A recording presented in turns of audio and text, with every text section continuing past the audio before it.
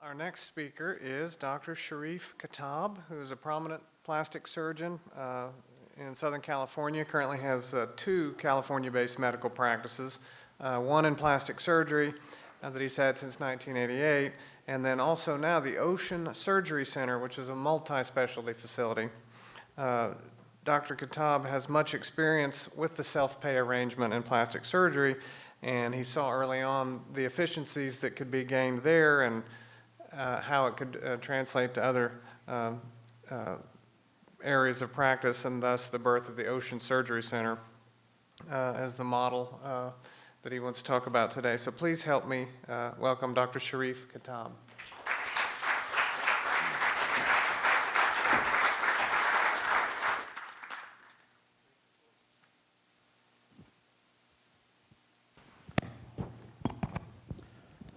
How's this sound? Wonderful. I want to thank everyone that had the vision to come and join us this weekend. This is, as Jay mentioned, an inaugural meeting. And I want to thank the organization. I want to thank Keith. I want to thank Jay and Charlie, who helped make this path for us. I'm really at a loss for words. I wrote my presentation twice since I came this morning. And I don't have time to rewrite mine after Corey's presentation, so bear with me a bit. The subject that I was asked to talk about is why. And I have a lot of ideas about the how, but that was not what I was asked to talk about. It was the why. And it comes from a very, very strong belief that I have. I thought initially that maybe it'll be easy to talk about why you do things, why do you believe in things. And that's very easy to do. Now, am I going to be able to forward, or Meg is going to help? So if I'm going to just tell you my reasons, these are my reasons, okay? But more importantly, I want to express to you how I reached this point, or my perception of what I needed to do for me personally to get to this point. Why would I expose myself? And I have a plastic surgery practice. Why would I come out of the closet, if you will, and expose myself to ridicule and attacks? Why would I do what Keith has done and have a real target on his back? So this is very important. It's very close to my heart. Now, before I dive in, I need to mention a few disclaimers. As excited as I am to be in front of you, I'm not a public speaker. Okay, it's been at least a dozen years since I spoke to a large audience, so bear with me a bit. I do have a strong tendency to digress, and so that's why I needed to step away from the podium. And Mr. Maggot City, who sits here to our left, who's among many things, he's my chief strategy officer, my backbone, if you will. He told me stick to the outline, so I will try to do that. The third disclaimer is everything that I'm sharing with you today is mine. It's from my beliefs, it's from my perspective, it's from my paradigm, if you will. So my goal today is 2 things. One is to explain my reasons, and these ultimately will be discussed later. But my second goal is to really raise a challenge to everyone here. And for me, that's the most important reason I'm here. And I will discuss that at the close. So, can we fast forward? Thank you.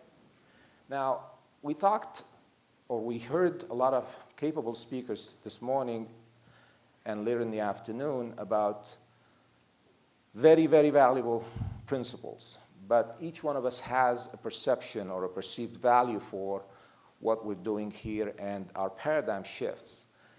I quote Steve Jobs because he didn't care about the facts. He cared about his company becoming successful. And I don't want to delve into how we can become successful and how we can become more meaningful and relevant, but my paradigm is what I'm talking about. I had an early paradigm, and that's from my childhood and raising. I was born and raised in Egypt. I immigrated to the United States in '79. 2 weeks later, I got my passport signed. I'm allowed to work and started my residency. And so my paradigm is what I want to discuss with you, and it'll bring me to a point of why I present to you these reasons. My early paradigm from childhood, I don't expect people to do things for me. Okay? Personal reasons, many family reasons, but I never was raised expecting somebody's going to give me a handout.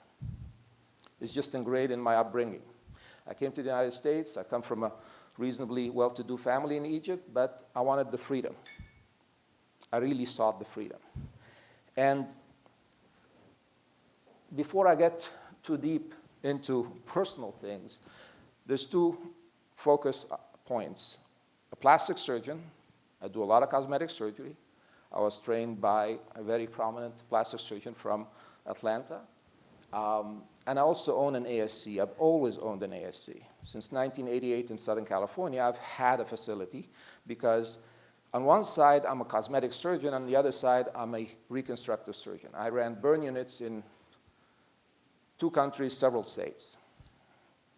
Taking care of burn patients is one of my passions. And when I came to Southern California, and the reason I'm in Torrance has 1 of 3 burn units in Southern California. So I always felt that a good cosmetic surgeon will be a better reconstructive surgeon. And on the other side, a good reconstructive surgeon can be more sympathetic to the cosmetic needs. It's a bit difficult to explain if you haven't lived it, but I do combine the two. And I'm part of 6,000 to 7,000 board-certified plastic surgeons that prescribe to the same ideals.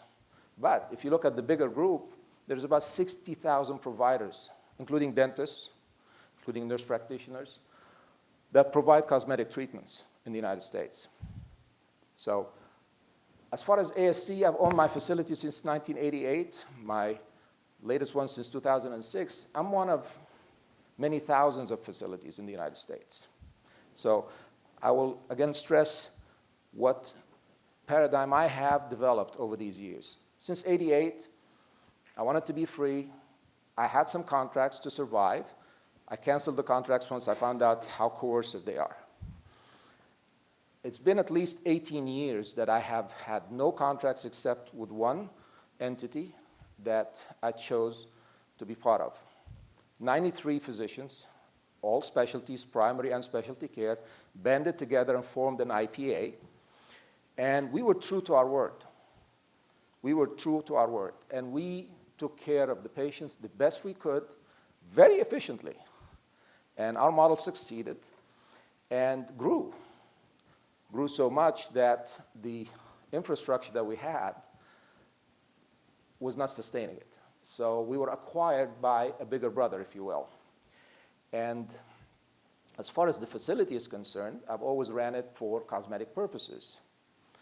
And you'll see how the two linked together when I came to 2006 and linked both reconstructive surgery for my facility. But all these years, we took very good care with honor of our patients. We honored our patients. We provided high quality care. We talked a lot about quality today.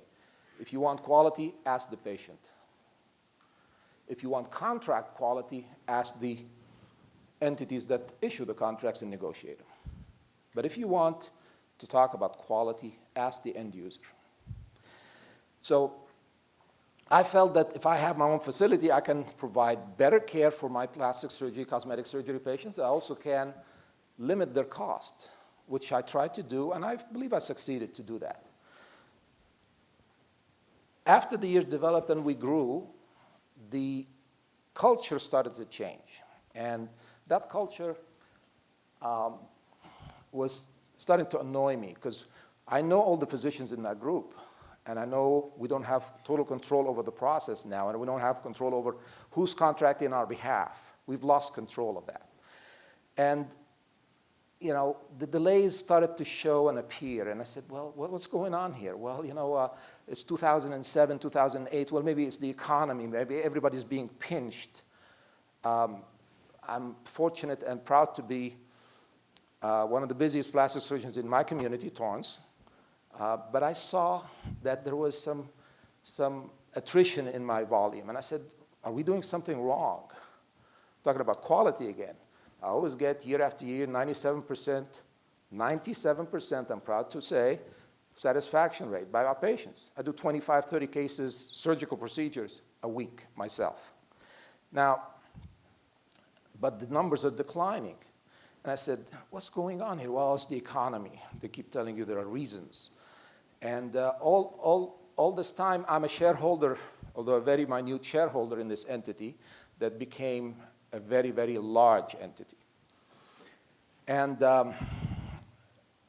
came a time where I said, you know, the volume that you were promising is not happening, so I need to rearrange my fee schedule. By the way, all this time, my fee schedule, which I shouldn't be saying publicly, let's say at least twice Medicare.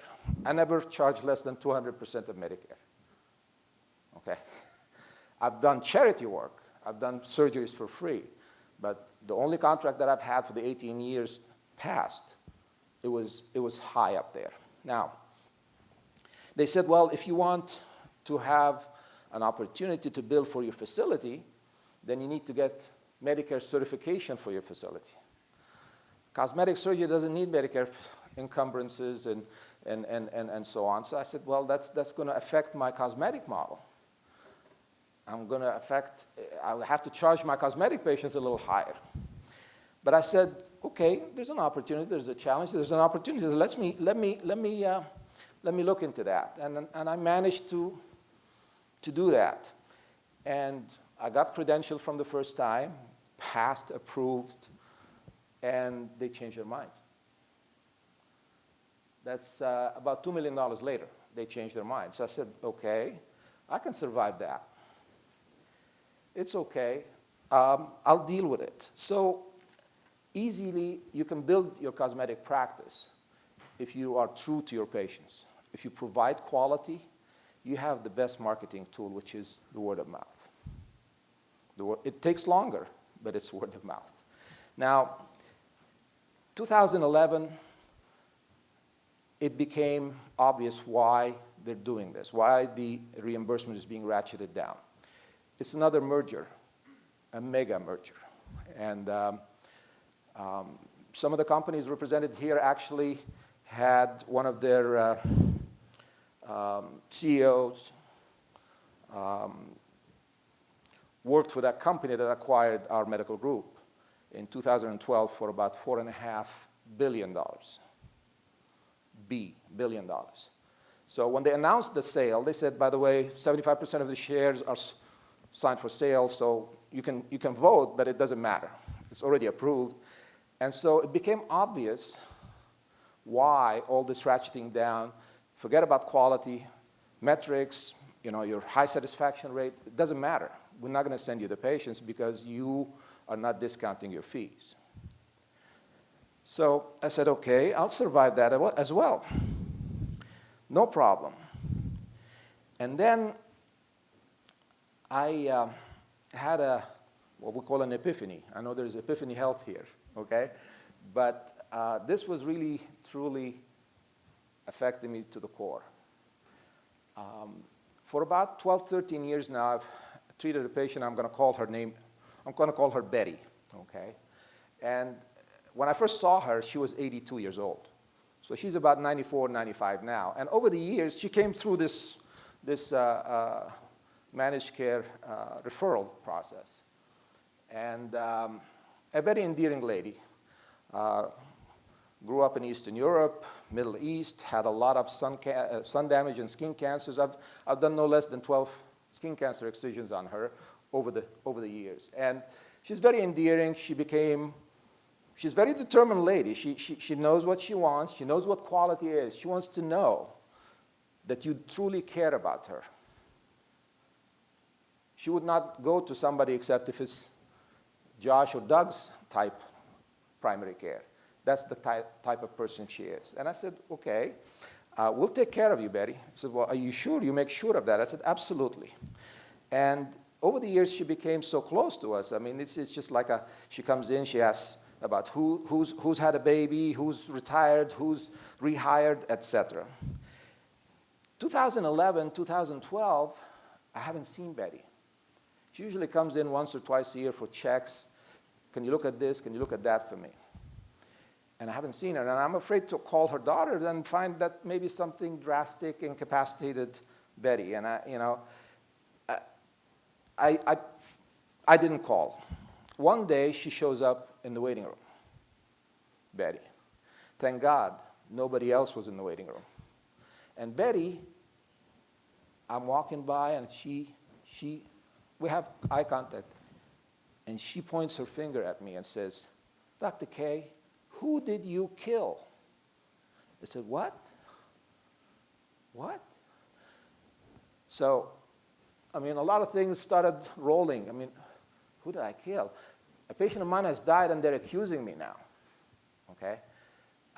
Who is it? Who's suffering? So I bring her back. I said, Betty, give her usual hug. I said, don't mess up my hair and my makeup, okay? She's 94, but very opinionated on that, very determined. I said, Betty, what's going on? She says, do you know how difficult it is for me to come and see you?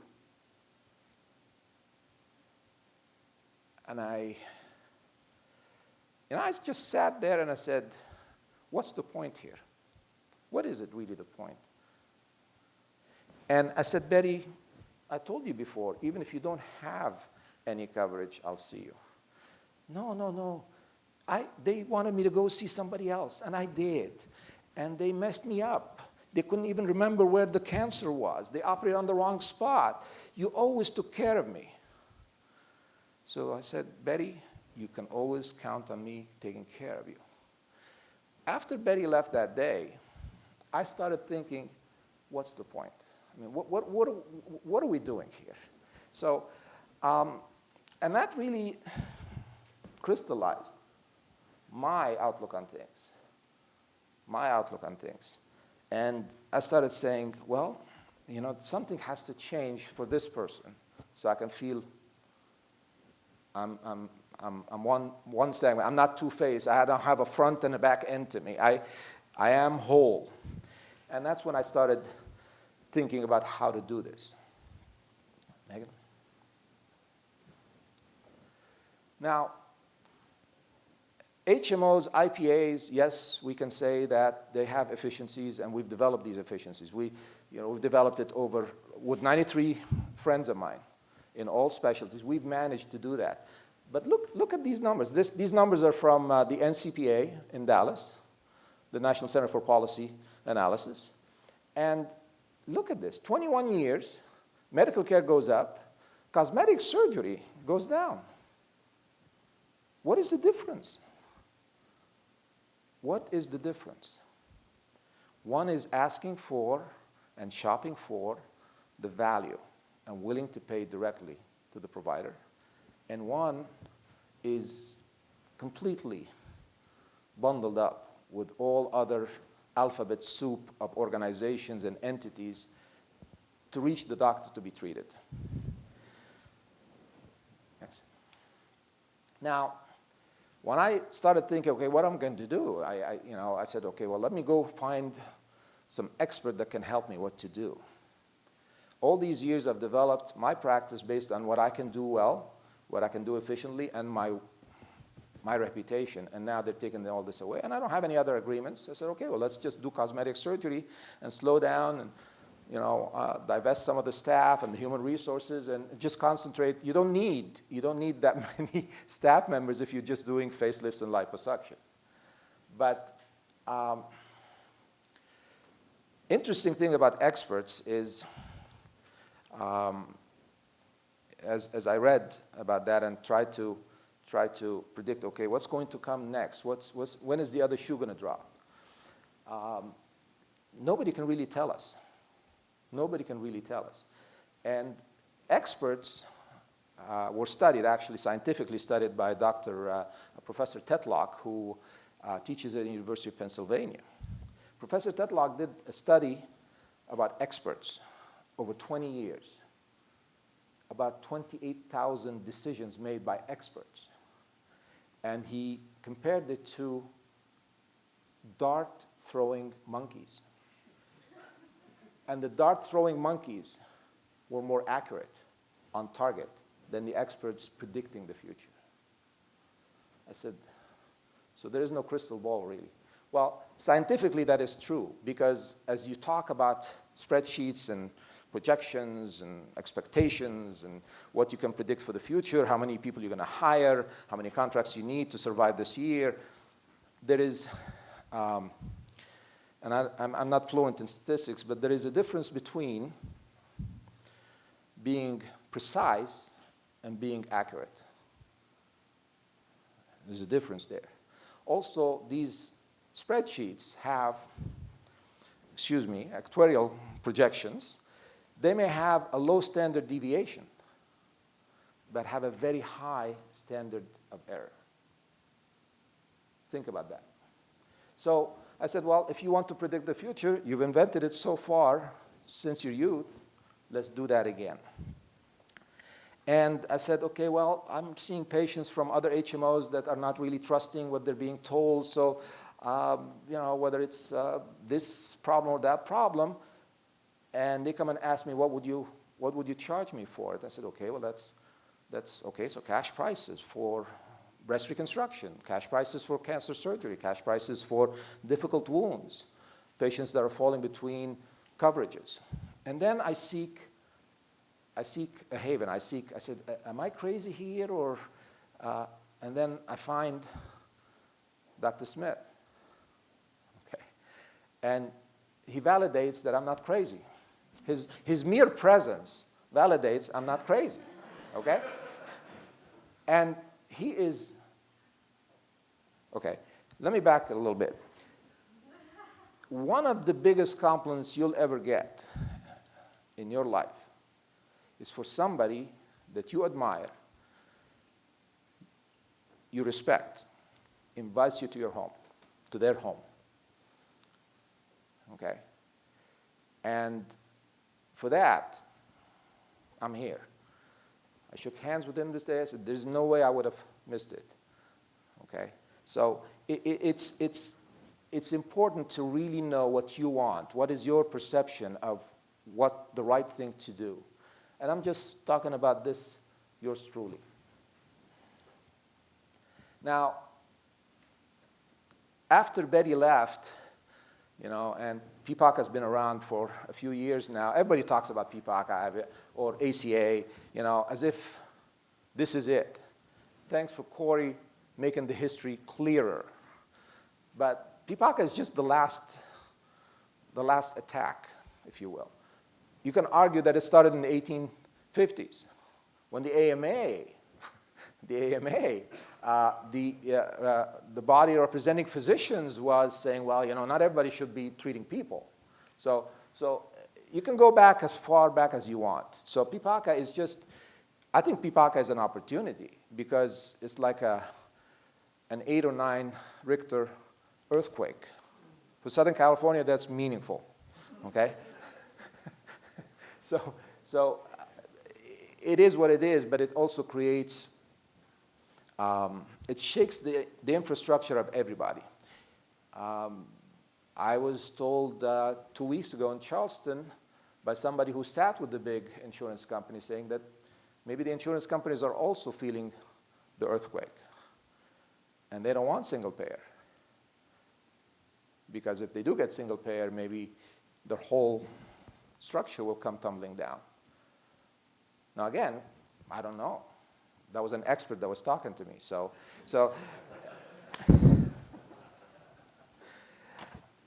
which brings me to my reasons. By the way, this is what PPACA would multiply the slide by about 5 or 10. This is what goes between the physician and the patient before PPACA. Before the Unaffordable Care Act, if I can use the name that Dr. Smith has given it. This is what we had to deal with to process an insurance claim to get paid, to pay your staff. So after PPAC, you'd fill this slide with another alphabet soup. Some of these are actually, DME goes twice. They're running out of alphabet soup. So what are my reasons? Why am I standing in front of you? Why am I discussing this? Well, I stand to gain. And I'm not saying this as a disclaimer. I'm proud of it. I came to this country because I stood to gain. There's no denying it. We all stand to gain based on what we are willing to work hard for and perceive and achieve. So as far as gaining, it's not always financial. It could be a number of other things. And for me, I can't be living the two lives. What's inside has to be outside. Legacy for my family. At my age, I can retire easily and comfortably. But I need to have my kids and maybe my grandkids in the future say, well, you know, maybe Grandpa was a little crazy, but he believed in something. Okay? All my life, and I don't know how many of you share this, I just hate bullies. I just hate bullies. And now, there are bullies that are incidental bullies. I'm not saying anything bad about anybody here, but there's incidental bullies that are unintentional bullies, but they do exist. And then there's perpetual and methodical and strategic bullies. Okay? And so I do stand to gain on that, and I declare it with pride. Patient-physician relationship. All physicians in North America, most physicians that I know even outside the United States, I dare say that they're willing to see patients for free. They're willing to treat patients and extend the hand of help for free. Now, we get paid twice as providers. We get paid financially on one side, but we also get paid by the true value that we extend to our patients. And there is nothing you can compare that to. There's nothing that you can compare that to. Until you live that, you can't, it's difficult to describe. At least for me, I can't put it into words. So when I listen to Doug and Josh and Atlas MD, and you can sense what they're about. They'll do the right thing. They'll do the right thing even if nobody else in Wichita is willing to even listen to them. So patient-physician relationship is very, very important part of my paradigm. Economic reasons, well, I have colleagues that are not plastic surgeons, and they don't inject Botox or do liposuction on weekends, and I've seen them suffer economically because of the choices they made or where they place their trust, if you will, with this organization, that organization, saying that they will get more referrals for discount or more volume, or ultimately after their professional productive years are behind them, they just get stroked off because they didn't decrease their fees by 10%. So my colleagues are very important for me too, because no matter how successful you are in any field, somebody has helped you. Personal reasons, I have a son who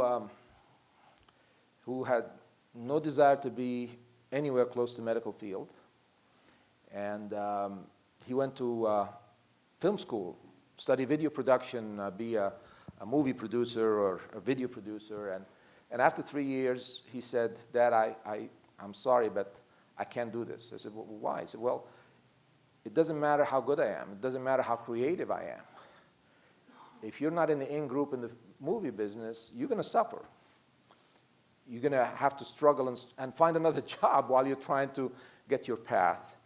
And then he ultimately changed his career, and he's applying for medical school as we speak. So I don't want him to come to a profession. I still call it a profession, not an industry, not a business, but a profession that is so smeared with outsiders telling us who we are and what we stand for. That's difficult for me to swallow. And then the making a difference, and I loved every speaker that came up here. The ministries, they want to make a difference. Their core beliefs, okay? And all of us have to respect that, okay? The people that stand to gain for business, we respect that as well. By the way, if a ministry or a church does not run its organization like a business, they don't stand a chance of recovering financially. So making a difference brings me really to the challenge that I wanted to present to you. And I know the talk is about the how, the why, but how can we mainstream this? If this is the freedom-loving, smart people that know what is right and what is wrong, and and know the difficulties and the hurdles, and how can we come together and make this mainstream? Okay, and I'm counting on you. So that's I think is the biggest challenge for us. And I had the honor of knowing Congressman McEwen, who retired from politics in '93. He does not know me but I know him. And he's an eloquent speaker. He can speak about anything and relate to you. And what I wanted to do is tell you how difficult that challenge is going to be. So he tells a story about the railroad gauge. The U.S. railroad gauge is 4 feet, 8 1/2 inches, the distance between the rails. That's an exceedingly odd number. So why was that gauge, 4 feet, 8 1/2 inches exactly, why was it used? Well, it was used because the way they built the trains in England was with that width, and the U.S. railroads were built by English expatriates. All right. Why did the English build them like that? Well, the first railroad lines were built by the same people who built the first railroad tramways. That is where you put the railroad car on, it was pulled by horses, and that's the gauge that they used. And then, of course, eventually they replaced the horses with a steam engine. Well, why did they use the gauge at 4 feet, 8 1/2 inches? Because the people who built the tramways used the same jigs and tools that they used for building the wagons, which was the same wheel spacing on the road. Okay. Why did the wagons use that odd wheel spacing? Well, if they tried to use any other spacing, the wagons would break on the rocks that were along the road, because all the long-distance roads, the spacing was for the old wheel ruts of that width. All right. So who built the old rutted roads? The first long-distance roads in Europe were built by Imperial Rome for the benefit of the Roman legions. The roads have been used ever since, and hence the ruts. The initial ruts, which everyone had to match for fear of destroying the wagons, were made by the Roman war chariots. And since the chariots were made by the Imperial Romans, they were all alike in the matter of their wheel spacing. Thus, we have the answer to the original question. The United States standard railroad gauge of 4 feet, 8 1/2 inches derives from the original specifications for an Imperial Army war chariot. And so when people ask you, where did this come from? What horse's rear end came up with this idea? The fact of the matter is that the Imperial Roman chariots were made just to be wide enough to accommodate the back ends of 2 war horses. So because the 2 war horses were wide enough and hence made the ruts for the wheels from whence we came, here's the rest. When we see the space shuttle there in Florida sitting on the launch pad, there are 2 big booster rockets attached to the sides of the main fuel tank. These are the solid rocket boosters, or the SRBs. The SRBs are manufactured by Morton Thiokol at a factory in Utah. The engineers who designed the SRBs would have preferred to make them a bit fatter, but the SRBs had to be shipped by train from the factory to the launch pad in Florida. The railroad line to the factory runs through a tunnel in the mountains. The SRBs had to fit through the tunnel.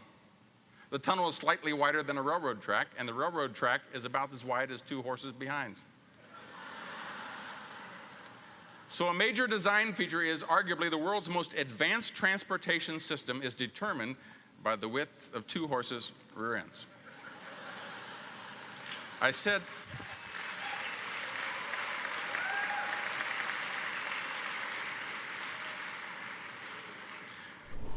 He concludes here, and I turn my mic off. People left to their own devices will never change. So, thank you.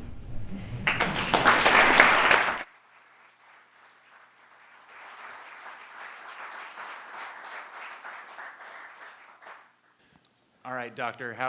What's the how? How did you post your prices?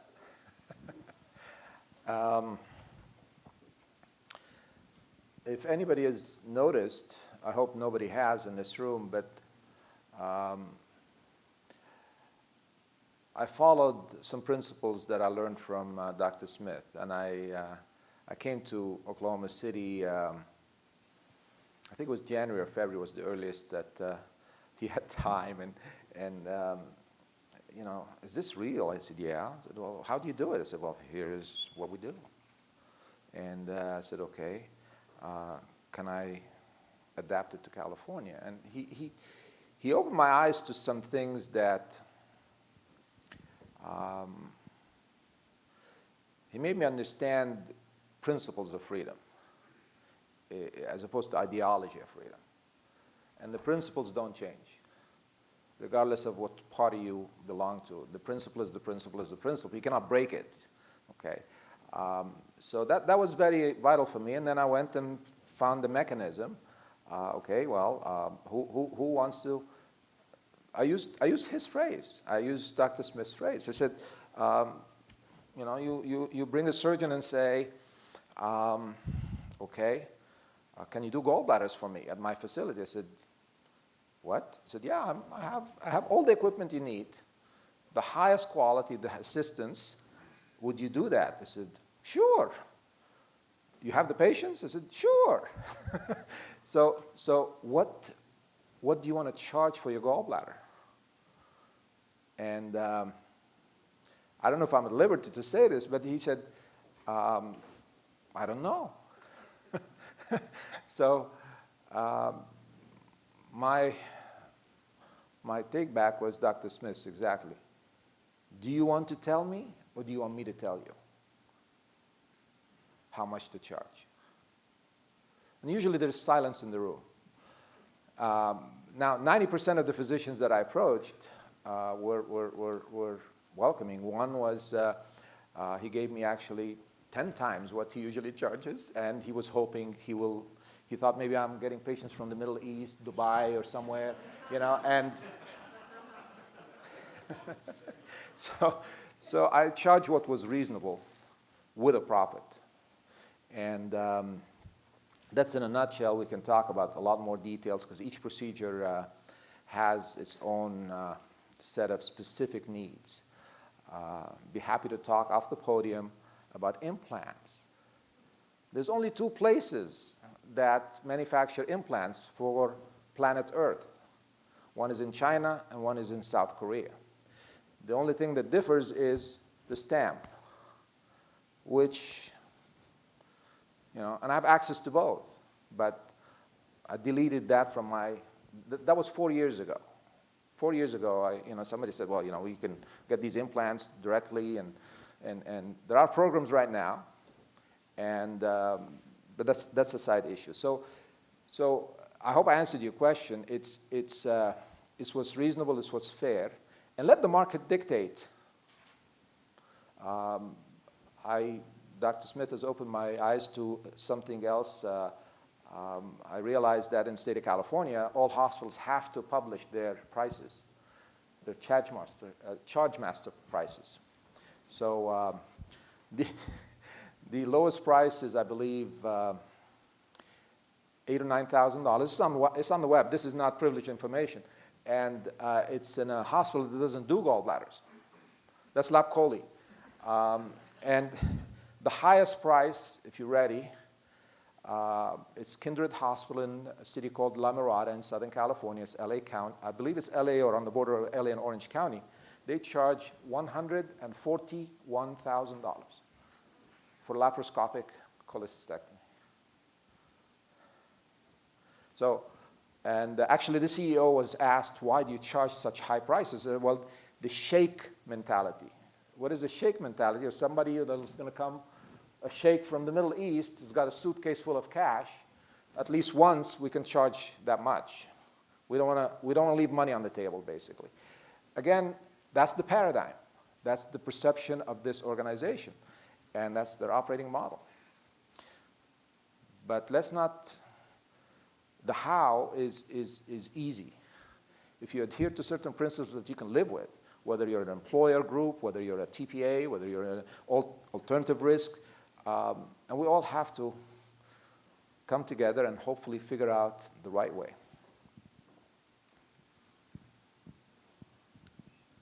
As an administrator who's moved my surgery center to transparent bundled pricing, sometimes the biggest concern is the unexpected hurdles that we can come across, the unforeseen challenges. I was wondering if you could share maybe one of your hurdles that you came across when you first did this and how you overcame that. What's your name? Chris. In 1988, I started my practice. Before 88, I was in residency, plastic surgery in Kettering. There's somebody here from Ohio, close to Kettering. So in a teaching institution, there are resources that you use. And Stan, if you're still here, I do sympathize with what you shared with me as soon as I walked into the room this morning, that teaching institutions have obligations to their nursing education, et cetera, et cetera, et cetera. In the cosmetic practice, you promise the patient, I'm going to do your facelift, this is how much it's going to cost. Up front, when you tell the patient this is how much it's going to cost, that's a promise. In a free market, that's a promise. You're going to deliver this service. So you have to be very clear what you're promising, what are the services, what's included, and definitely what's excluded. Okay. Maggie, he says, you can't guarantee quality. I said, no, I can guarantee that it's the highest quality that I can provide, but I don't guarantee results. Okay. So this, and quality on the provider side is different from, as I said, perceptions. So you have to, when you go into a contract with a patient one-on-one, it's even a higher calling, if you will. You have to be clear. What is it you can tolerate as far as risk? What is it you cannot? So there are certain procedures you know up front they're very high risk. It wouldn't be in the patient's best interest to accommodate that. You have to be very, very smart. But spine surgery is now provided on outpatient basis, but only single level, and in the best hands of neurosurgeons, maybe 2 levels. But you can do it. You can do it safely, or you can do an overnight stay. So you have to be selective. You have to be selective and ask. And the people who've done something, they'd be willing to help you because you give us relevance. If that makes, I mean, if you look farther ahead, and that's really the challenge that we have, is we need to, the slide about the history, since 1857, there's been people trying to institute rules to avoid the coercion, but they were not relevant, or maybe they were relevant for a small time and then they disappeared, or maybe not enough relevance, that we were drowned in the sea of mirrors and smokes, and I mean, I don't know what to call it, but it's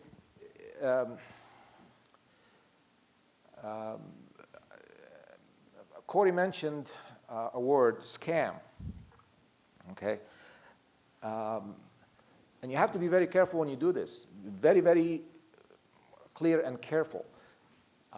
There are scams that are poured upon you without you knowing. And some of my colleagues that have signed their management to their office management to an institution, if they don't like how the provider is producing for the institution, because they take a percentage, they squeeze them a little bit.